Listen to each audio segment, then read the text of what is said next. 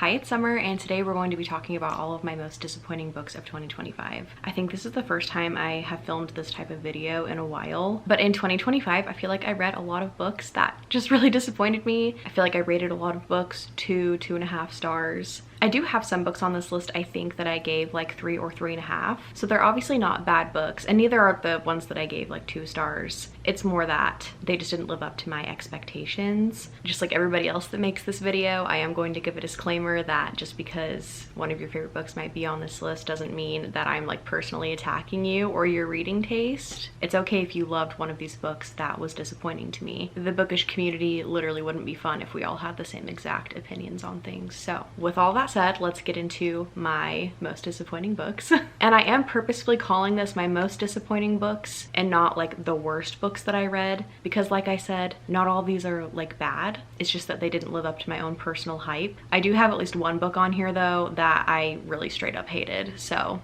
I'll tell you about that one when we get to it.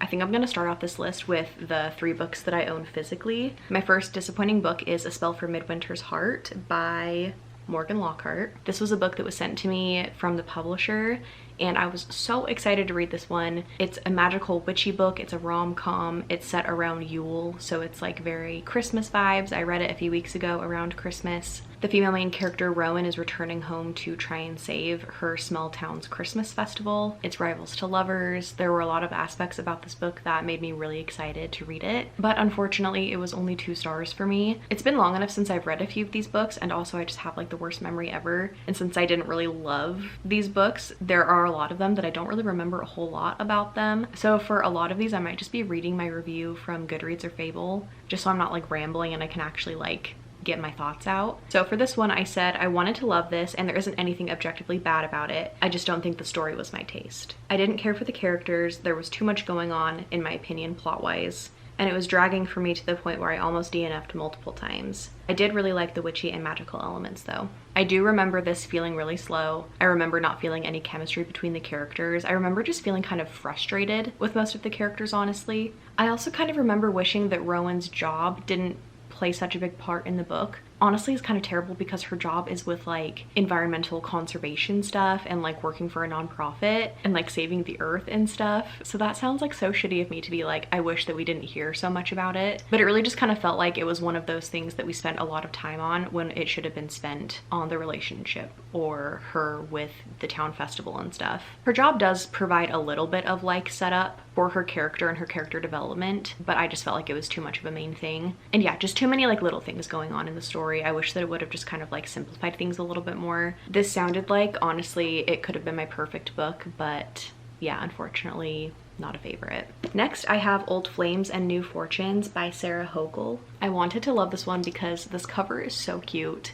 This one sounded so cute and witchy and magical. It's set in a small town. The main character, I think, owns a floral shop and she uses flower magic, or at least like the language of flowers, to help people manifest things in their life. I also gave this one 2 stars. Looking at my review, it looks like I had kind of the same complaints with this one as the last one. I said I didn't really like any of the characters and I definitely wasn't rooting for the romance. My main complaint with this one is that there was just too much going on. It felt like 2 different books because the tone changes about 2/3 of the way through. It felt like it couldn't decide what it wanted to be. The only reason it's not a 1 star is because I enjoyed the flower magic aspect, and between chapters there were featured flowers and their meanings, and I thought that was a cool touch. I feel like this might be kind of like a reoccurring thing that I say with a lot of these books, is probably going to be me talking about pacing, which I don't think was a problem in this one, but I know for a fact it's going to be a big thing in a lot of other books. And then also just that there were too many ideas and too many things going on. I really hope though that maybe with me talking about a few of these, it might actually like influence people to pick them up, because I feel like sometimes when people are trying to de-influence me or say a book they didn't like, some of the things that they say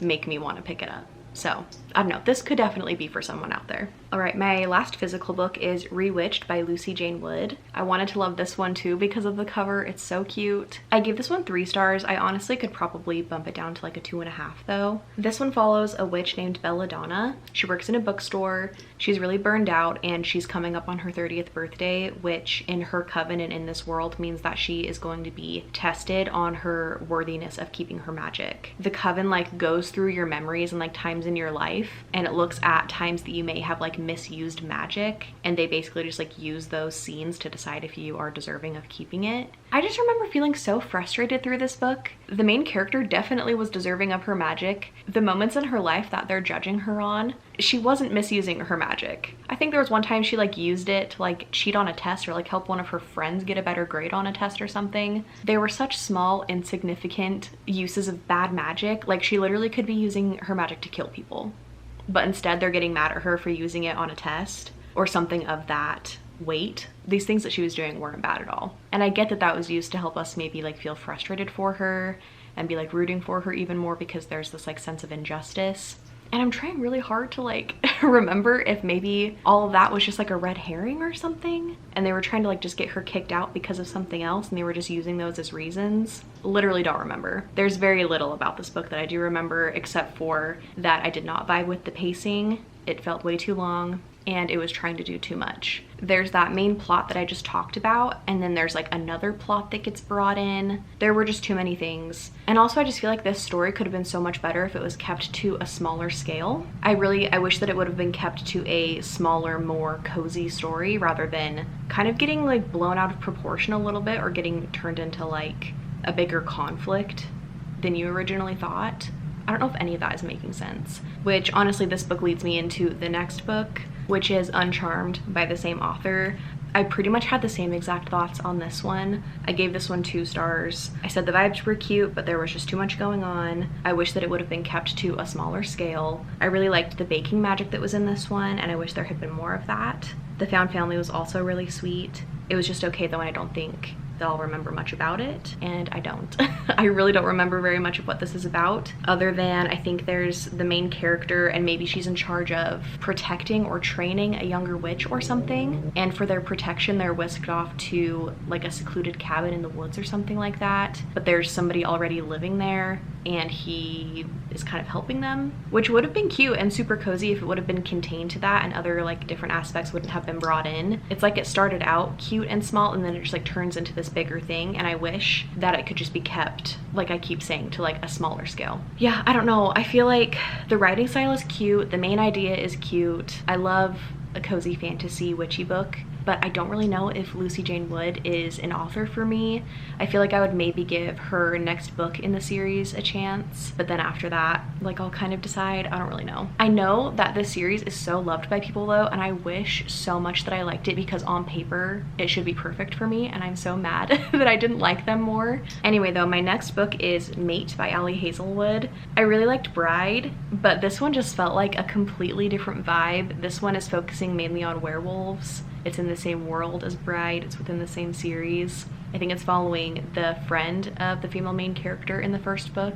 I just think maybe Omegaverse stuff isn't for me. All of like the stuff about her being in heat and like the gland licking and stuff, like it was just too much for me. And honestly, it was just too much smut for me. I love smut, but it was just too much in this. Like this book just kind of felt like a fuck fest and like had like a really minor like side plot to it. It just wasn't for me. I'm pretty sure I gave that one 2 stars. Next on my list is Tenderly I Am Devoured by Lyndall Clipstone. This one I gave 2 stars. I was so excited about it. I had an arc on NetGalley for it. It's a moody gothic romantasy. I literally don't remember hardly anything about this book. It says it's about a young woman who must bind herself to a dangerous chthonic demon with the help of the son of a rival family to save her family's legacy and herself from ruin. I think it follows this main character and then the son of the rival family and then also his sister, and the sister and the brother both have a romance or fall in love with the main chick, and it's supposed to be about like dark dangerous gods and deities and stuff. It sounded so cool to me, but obviously it just was not memorable for me at all. Like I really can only remember kind of the vibes and the tone of this one. For this one I said the vibes were cool and the writing was good, other than using the words lacrimosa and chthonic too much, but it felt too long and I was bored for most of it. I was intrigued for the first few chapters, but by 3/4 I was ready to DNF. I did like that the characters had depth, but I didn't really enjoy the dynamic of them all together. Also, what eventually happens with the villain of the story felt really abrupt and out of character for what we had been working toward the entire book. I would recommend this one to someone who wants to read a blend of A Study in Drowning and House of Salt and Sorrows. All of that stuff about the villain and depth of the characters, don't remember any of it.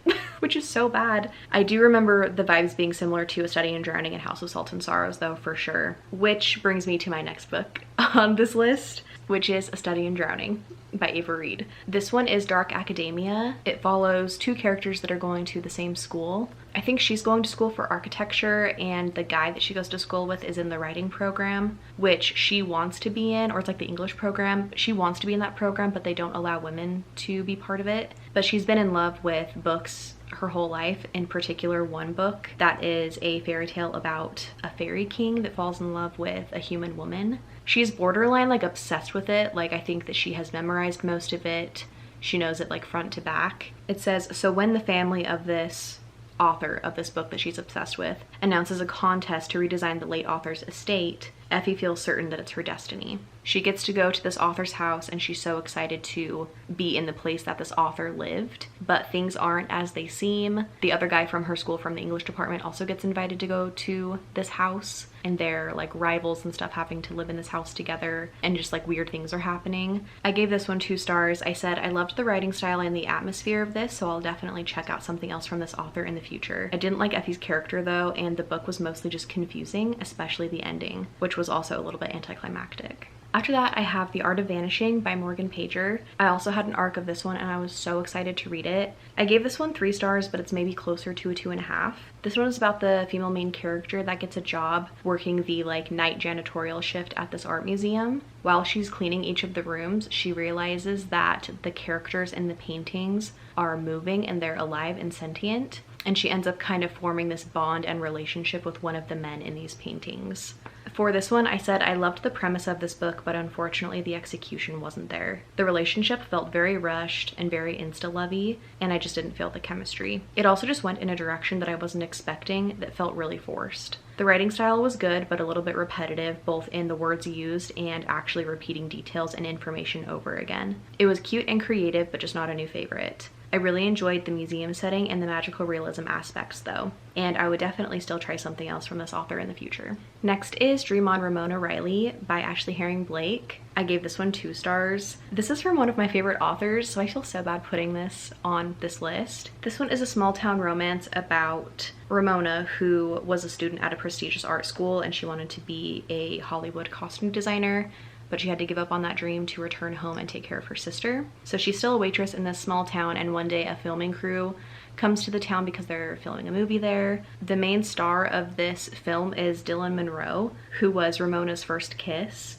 Dylan is kind of like a wild child, and she's not doing very well being an actor anymore, at least on this movie. I think she's having like a hard time actually remembering her lines and stuff, and like showing up on time, just being really like reckless and not caring about stuff. I really remember not liking Dylan's character at all. I remember thinking that Ramona could do so much better. For this one, I said there was 0 communication or chemistry between the main characters, and it was really annoying and lazy. The book was also so cliche with the tropes and plot devices that it went with. You can see the main conflict from a mile away, and if the characters just talked to each other, there would be no problem. I know that the book has to have a conflict, but I wish they would have just been more original about it. I also hated the sex scenes. I don't even remember the sex scenes, but apparently I hated them. They felt nothing like the characters. I also thought that Ramona was too good for Dylan and shouldn't have even given her a chance. I know that Dylan had a past that she needed to work through for her character development, but she was a loser for 90% of the book. I liked that it was a queer romance, and I liked Ramona's family backstory, but that was it. I really wouldn't even recommend this one to anyone. I would just say to stick with the Bright Falls trilogy by Ashley Herring Blake. I loved those books. This next one is really controversial because I know so many people loved this book. Next is The Night and the Moth by Rachel Gillig. I gave this one 2.5 stars. This one follows a main character named Sybil. She's almost kind of like a nun. I don't know if that's quite the right word to describe it, but she's part of this kind of like magical group, and she's called a diviner. It says in her dreams, she receives visions from 6 unearthly figures known as omens. From them, she can predict terrible things before they occur. And people from all over like the kingdom and stuff come to them for their visions to like get help from them. A mysterious knight arrives at the cathedral. He has no respect for Sybil's visions. Her fellow diviners begin to vanish one by one, and she has no choice but to seek his help in finding them. Just like most of the other books, I straight up don't really remember anything about this. For this one, I said that I found it predictable and I didn't really feel connected to the characters. It was also a little bit boring and I didn't really understand the point of the quest that they were on. The gargoyle was cute though. Oh my gosh, I forgot about the gargoyle. I did love the gargoyle. I can't believe I forgot about him. I would definitely pick up something else from this author though. Next on my list is Crushing It by Thea Lawrence. This one is a romance.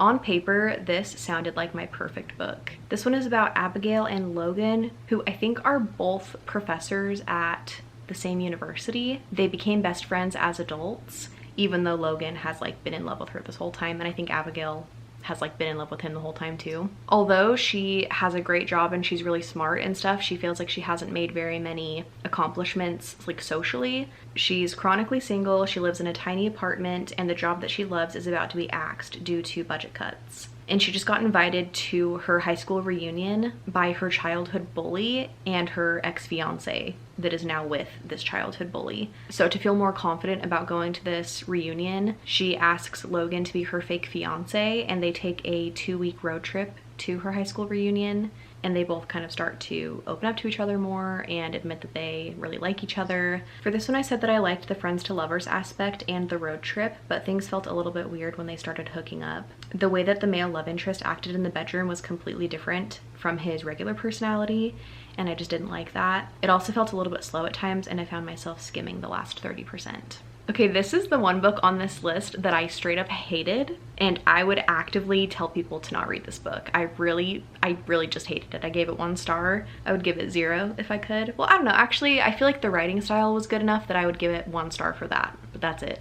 This one is set in the 90s and is following this English alt rock band called Mayluna. The lead singer is named Carter. The female main character is named Evie, and I think she was some sort of like either photographer or journalist or something, and she ends up interviewing Carter, and she ends up getting more involved with their band and also developing a relationship with Carter. So it's really just you following her and her experience with this band throughout the years. For this one, I said I hated this and it made me so angry. The only reason that I finished it was because it was my in-person book club pick and I wanted to be able to participate in the discussion. The female main character was awful and I hate her. She basically ruined her life because of one action or decision that she made that didn't need to happen. If she would have just been an adult and talked to her partner, they would have never been in that shitty situation. She needlessly ruined the lives of so many people, and then we're supposed to feel bad for her. This just honestly was so dumb. The ending was terrible. Luckily, I saw it coming and was able to mentally prepare for it. Otherwise, I would have completely crashed out.